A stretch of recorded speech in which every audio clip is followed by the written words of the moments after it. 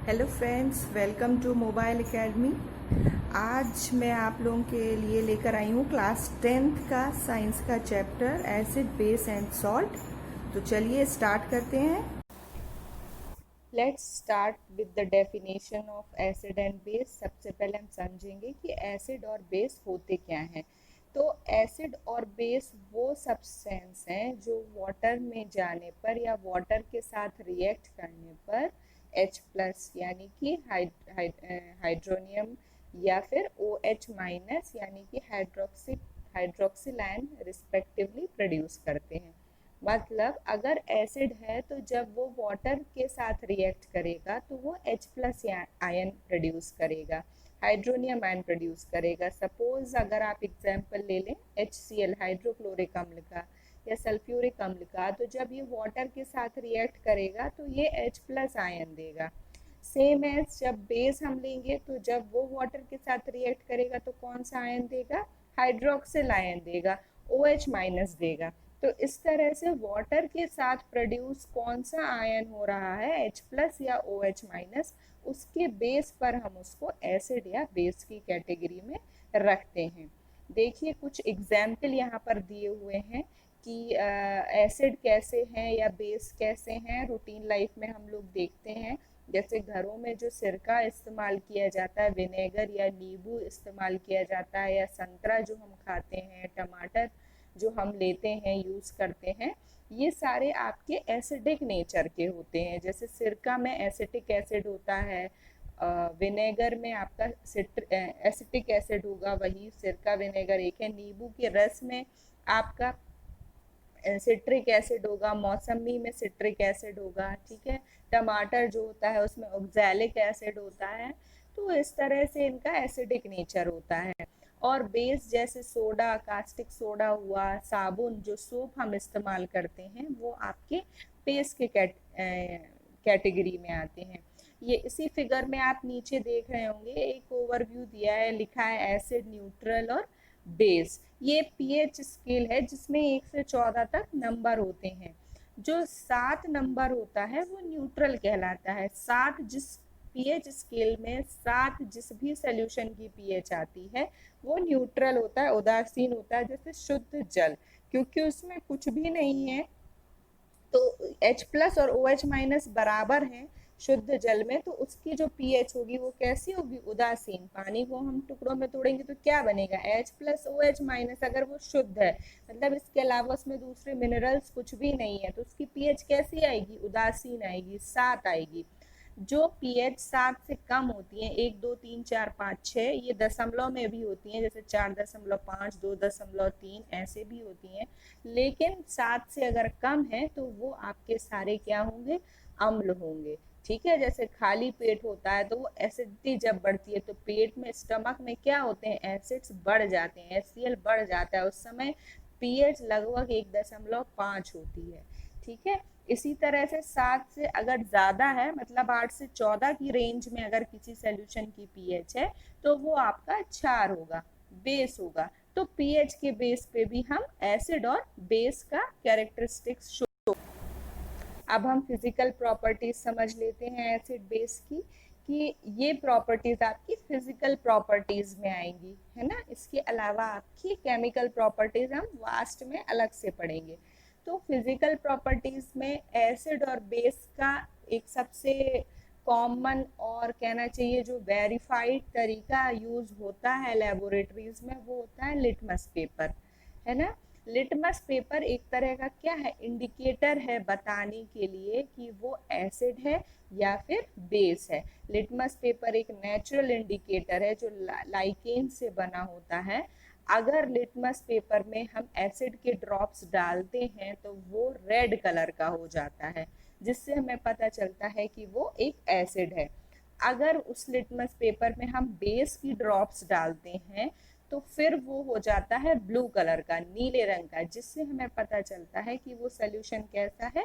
Basic nature का है। इसके अलावा जो एसिड होते हैं वो खट्टे होते हैं। फॉर एग्जाम्पल, जैसे आप घरों में दही खाते हैं, दही का स्वाद हल्का सा खट्टा होता है, नींबू का रस खट्टा होता है, क्यों? टमाटर खाने में हल्के से खट्टेपन के लिए डाला जाता है। इनमें जो खट्टापन होता है वो किसकी वजह से होता है? प्रेजेंस ऑफ एसिड की वजह से। इसमें एसिड प्रेजेंट होता है जिसकी वजह से खट्टा होता है। तो एसिडिक नेचर हमेशा खट्टापन लेकर होगा, लेकिन जो बेस होंगे वो हल्के से कड़वे होंगे, जैसे साबुन। इसके अलावा जो एसिड होते हैं वो मेटल्स को कैसे कर देते हैं? करोड कर देते हैं, संक्षारित कर देते हैं, है ना। लेकिन जो बेसिक होते हैं, अगर कहीं पर बेस सोल्यूशन किसी पर लग गया है तो वहां पर आपको थोड़ा सा स्लिपरी सी फीलिंग आएगी। ठीक है। इसके अलावा एसिड है तो वो कैसे आयन देगा? आप अभी डेफिनेशन में पढ़ चुके हैं, हाइड्रोजन आयंस। हाइड्रोजन आयंस देगा H+ या H3O+ भी वही है, हाइड्रोनियम आयन। और जो बेसिस होंगे वो कैसा देंगे? OH+ आयन देंगे। ठीक है।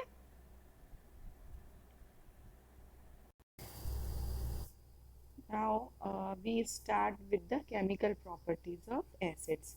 ये आपको एक ओवरव्यू दिख रहा होगा कि जो एसिड्स हैं वो डिफरेंट डिफरेंट केमिकल्स के साथ, एजेंट्स के साथ क्या क्या रिएक्शन शो करते हैं। जैसे आप देख रहे हैं राइट हैंड साइड पर बना हुआ है कि एसिड जो है मेटल कार्बोनेट के साथ सॉल्ट और कार्बन डाइऑक्साइड और वाटर रिलीज करते हैं।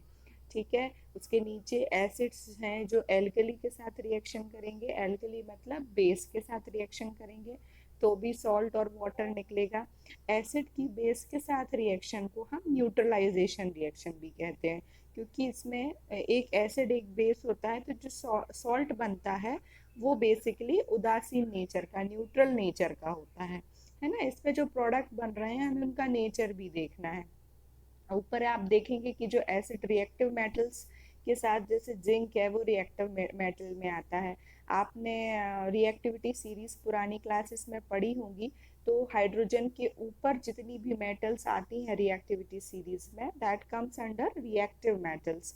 तो जब वो एसिड के साथ रिएक्शन करेंगी तो सॉल्ट और हाइड्रोजन गैस निकलती है। ठीक है। इसके अलावा एसिड जब मेटेलिक ऑक्साइड के साथ रिएक्शन करते हैं तो सॉल्ट और वाटर बनता है। इसमें सिर्फ एसिड का ओवरव्यू दिया गया है, लेकिन बेस भी जो इन रिएक्टिव मेटल हो या मेटल कार्बोनेट हो या मेटल ऑक्साइड्स हो, इनके साथ जब रिएक्शन करेंगे तो यही प्रोडक्ट्स बनेंगे। बट जो सॉल्ट बनता है उसका नेचर बेसिक होता है। ठीक है। Accept in case of metallic oxide, वो हम डिटेल में अभी देख लेंगे कि कैसे होगा। जैसे आप यहाँ देख रहे होंगे, हमने एग्जाम्पल के साथ लिया है पहला केस, वो 4 केसेस में से यहाँ पे 2 केसेस मेंशन किए गए हैं। जैसे पहला केस है जब एसिड मेटल के साथ रिएक्शन कर रहा है तो सॉल्ट और हाइड्रोजन गैस निकलती है। हाइड्रोजन गैस में हम, अगर गैस निकलती है प्रोडक्ट में, तो हम बेसिकली उसको ऊपर एरो से डिनोट करते हैं। ठीक है। तो ये एरो के इस साइड जो सॉल्ट और हाइड्रोजन लिखा हुआ है ये प्रोडक्ट में आएगा, एंड एसिड एंड मेटल क्या है? रिएक्टेंट्स हैं।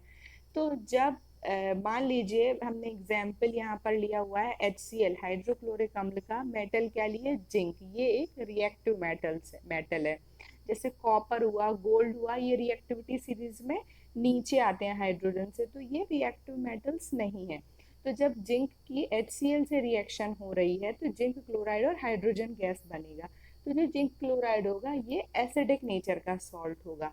लेकिन जब बेस में हमने यहाँ लिया है सोडियम हाइड्रोक्साइड का एग्जाम्पल, तो जब ये जिंक मेटल के साथ रिएक्ट करता है तो sodium zincate, Na2ZnO2 is formula of sodium zincate, ये बेसिक नेचर का होगा और हाइड्रोजन गैस निकलेगी। जब पॉपिंग साउंड किसी रिएक्शन में आता है तो कौन सी गैस निकलती है? नॉर्मली ऑब्जेक्टिव क्वेश्चन में पूछा जाता है तो हाइड्रोजन गैस निकलती है। अब यहाँ सेकंड पॉइंट देखिए आप, reaction of metallic oxides with acid. Metallic oxide क्या होंगे? मेटल के ऑक्सीजन के साथ रिएक्शन से जो बनता है उसको हम मेटेलिक ऑक्साइड कहते हैं। जैसे जिंक अगर ऑक्सीजन से रिएक्शन करेगा तो क्या बनेगा? जिंक ऑक्साइड, है ना। कार्बन क्या है? नॉन मेटल है, अगर ऑक्सीजन से रिएक्ट करेगा तो क्या बनेगा? Carbon dioxide.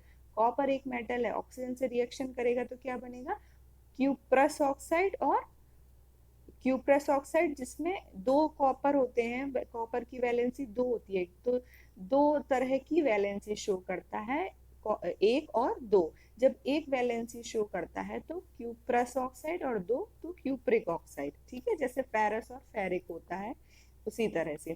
तो जब मेटल ऑक्साइड, हम एग्जाम्पल यहाँ ले रहे हैं, जब मेटल ऑक्साइड एसिड से रिएक्शन करते हैं तो बनता है सॉल्ट और वाटर, ठीक है, जो एसिडिक नेचर का होगा।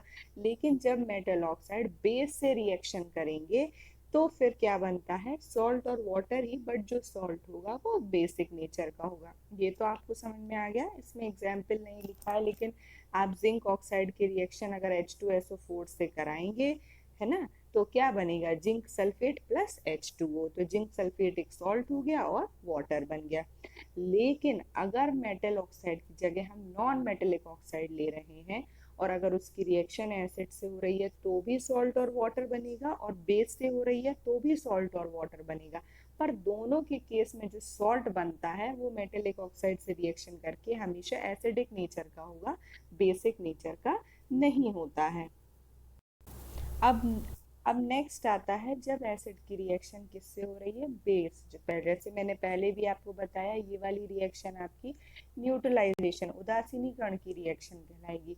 इस केस में जैसे मेटेलिक ऑक्साइड के केस में सॉल्ट और वाटर बन रहा था, वैसे ही इसके केस में भी सॉल्ट और वाटर बनेगा, ठीक है। इसमें लेकिन जो सॉल्ट बनता है वो न्यूट्रल होता है। जैसे इसमें आप नीचे जो इजी पड़ेगा एग्जाम्पल समझ लीजिए, सोडियम हाइड्रोक्साइड, ठीक है, वो हो गया बेस, और हाइड्रोक्लोरिक अम्ल वो हो गया एक एसिड। जब इन दोनों आपस में रिएक्ट करते हैं तो क्या बनाते हैं, sodium chloride which is salt, नमक। ये न्यूट्रल है, ना बेसिक है ना एसिडिक नेचर का है, प्लस वाटर। तो इससे जो भी आपका सॉल्ट बनेगा, जो प्रोडक्ट बनेगा वाटर के साथ सॉल्ट, वो हमेशा न्यूट्रल नेचर का होगा, ठीक है। अब लास्ट रिएक्शन हम लोग देख लेते हैं कि एसिड्स जो हैं वो कार्बोनेट के साथ क्या रिएक्शन करेंगे। तो इसमें सॉल्ट वाटर के साथ साथ कार्बन डाइऑक्साइड गैस भी निकलेगी, चूंकि कार्बोनेट्स के साथ रिएक्शन कर रहे हैं तो ऑब्वियस सी बात है कि साथ में कार्बन डाइऑक्साइड गैस निकलेगी ही, है ना। जैसे आप कोई भी एग्जाम्पल ले लीजिए, magnesium carbonate is a carbonate when reacts with HCl, एक एसिड के साथ रिएक्ट कर रहा है तो मैग्नीशियम क्लोराइड सॉल्ट बन रहा है, वाटर बन रहा है, एंड कौन सी गैस निकल रही है, कार्बन डाइऑक्साइड। तो तीनों ही, चारों ही केस जो हमने पढ़े हैं उसमें आपका फाइनल प्रोडक्ट एक सॉल्ट तो होगा ही, लेकिन अगर सिर्फ मेटल के साथ रिएक्शन हो रही है तो हाइड्रोजन गैस निकलेगी, है ना। अगर सिर्फ बेस के साथ रिएक्शन हो रही है तो आपका सॉल्ट बनेगा और वाटर निकलेगा, है ना। और अगर आपकी कार्बोनेट्स के साथ रिएक्शन हो रही है तो सॉल्ट के साथ वाटर और कार्बन डाइऑक्साइड निकलेगी। बस आपको इतना ही याद रखना है, इससे ज़्यादा इसमें ऐसे कुछ भी